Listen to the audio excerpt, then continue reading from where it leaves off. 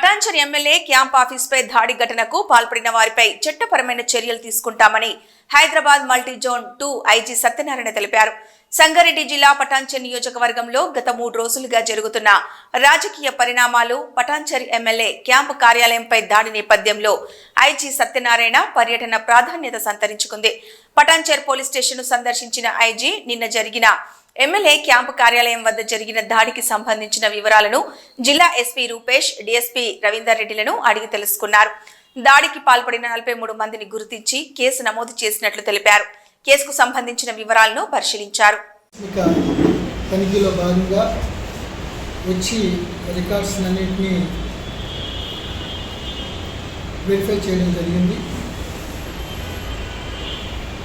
Sangareddy SP గారు, అదేవిధంగా Patancheru DSP గారు, మిగతా సిబ్బంది అందరూ కూడా వారికి ఇటు లా అండ్ ఆర్డర్ కానీ, ఇటు ట్రాఫిక్ కానీ, క్రైమ్ కంట్రోల్లో తగు సూచనలు ఇవ్వడం జరిగింది. పటాన్చెరు సంగారెడ్డి జిల్లాలోనే హెవీయెస్ట్ పోలీస్ స్టేషన్. ఒక పక్కన ఇస్నాపూర్,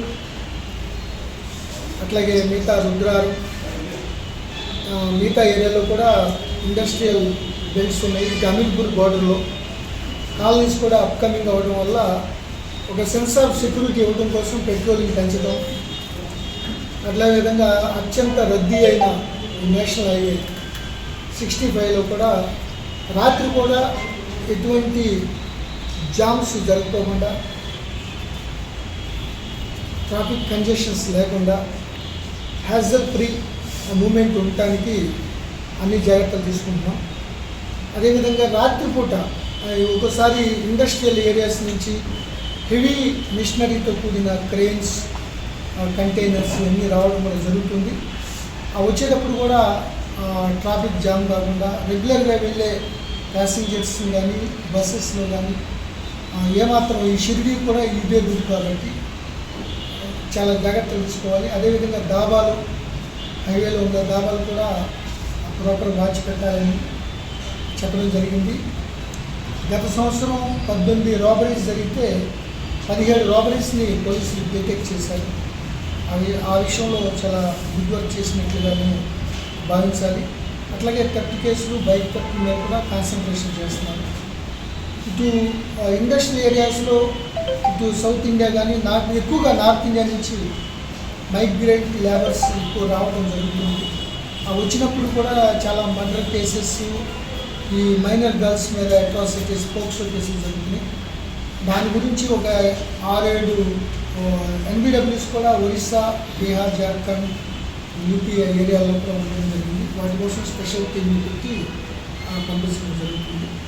సో ఓవరాల్గా ఇటు crime control, traffic control, particularly law and ఆర్డర్లో మాత్రం ఎటువంటి రాజీ లేకుండా రౌడీ ఎలిమెంట్స్ ఏదైనా ఉన్నా, లేకపోతే ల్యాండ్ గ్రాబర్స్ డబల్ రిజిస్ట్రేషన్ లేకపోతే వేరే విధంగా చేసి కొన్ని గ్రూపుల్లాగా, టీముల్లాగా వెళ్ళి ఈ బౌన్సర్లు, న్యూసర్లు తీసుకెళ్ళి ఏదైనా చేస్తే మాత్రం కఠిన చర్యలు తీసుకోవడానికి వాళ్ళకి నాకు ఇన్స్ట్రక్షన్స్ ఇవ్వడం జరిగింది. కొత్తగా కానిస్టేబుల్స్ వచ్చారు, కొత్తగా ఎస్ఐలు వచ్చారు. వాళ్ళు కూడా ప్రాపర్గా ట్రైనింగ్ ఇచ్చుకుంటూ రానున్న కాలంలో హైదరాబాద్ అవుట్స్కట్స్లో ఇటు సంగారెడ్డి జిల్లా అనేది చాలా అప్కమింగ్, వెరీ హ్యాపెనింగ్ ఏరియా.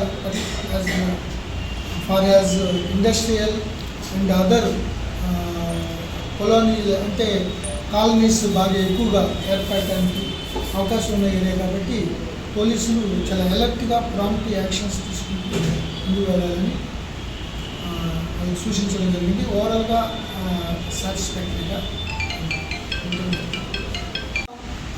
మన 21 నుంచి 24 ఈరోజు వరకు ప్రతి గ్రామంలో అఫీషియల్గా ప్రజాపాలన గ్రామ సభలు ఏర్పాటు చేయడం జరిగింది. మల్టీ జోన్ 2లో ఉన్న 9 జిల్లాల్లో వందలాది సంఖ్యలో, వేలాది సంఖ్యలో అని చెప్పొచ్చు ఈ గ్రామ సభలు జరిగింది. ఈ గ్రామ సభలు జరిగినప్పుడు ఎక్కడో వెరీ వెరీ రేర్ కేసుల్లో సెలక్షన్ ఆఫ్ బెనిఫిషరీస్లో కానీ కొన్ని ప్రతిపక్షాలు యాక్టివ్గా ఉన్న ఏరియాలో ఇట్లా చిన్న చిన్న చెదురుమదురు స్వల్ప ఘటనలు తప్ప మిగతాదంతా చాలా ప్రశాంతంగా జరిగింది ఈరోజు వరకు. మేము కూడా కొన్ని అటెండ్ అయ్యాం. కొన్ని ఏరియాస్ గద్వాల్ పటాన్ చెరువులో కొద్దిగా వితిన్ ద అధికార పార్టీకి సంబంధించిన విషయాల్లోని కొంత గ్రూపులు కన్ఫ్రంటేషన్స్ ఉన్నాయి. ఆ నేపథ్యంలోనే నిన్న ఇన్సిడెంటు. దానికి పోలీసులు ఒక డిఎస్పీ ఆధ్వర్యంలో 5 సిఐలు, 10 మంది ఎస్ఐలు, 60 మంది పోలీసులతో ఎస్పీ గారు ప్రత్యక్ష పర్యవేక్షణతో జరిగింది. నిన్న కూడా మేము అందరూ డిస్కస్ చేసాం. సో ఒకరికొకరు పేసప్ చేయకుండా ఉండడానికి అసలు కొంతమందిని ఎవరైతే చేస్తారో డెమోక్రటిక్ వేలో చేసుకోవడానికి వాళ్ళకి అనుమతి ఇవ్వడం లేదు. కానీ బట్ ఓకే, డెమోక్రటిక్ వేలో చేసుకుంటే ఎటువంటి ప్రాబ్లం లేదు. ఆపోజిట్ వాళ్ళు కూడా ఎటువంటి ఫేసప్ జరగకూడదని చెప్పడం జరిగింది. అంతవరకు ఉంది. బట్ మాప్ సైకాలజీలో నేను లీడర్లకు ఇచ్చే సలహా ఏంటంటే, మాపు ఒకసారి వచ్చినాక వాళ్ళు ఎటు టర్న్ అవుతారో తెలియదు. కాబట్టి చాలా సంయమనంగా ఉండాలి. కేసు అయితే రిజిస్టర్ చేసాం. దాని మీద ఇన్వెస్టిగేషన్ జరుగుతుంది. డిఎస్పీ గారు అట్లాగే ఎస్పీ గారు పర్యవేక్షణ జరుగుతుంది. చట్ట ప్రకారం చర్యలు తీసుకుంటాం. లీడర్స్ కూడా సంయమనంగా ఉండాలి. అక్కడ ఉన్న ఫ్యాక్ట్స్ని బట్టి ఉన్న చట్ట ప్రకారం మేము చర్యలు తీసుకోవడం జరుగుతుంది. అంటే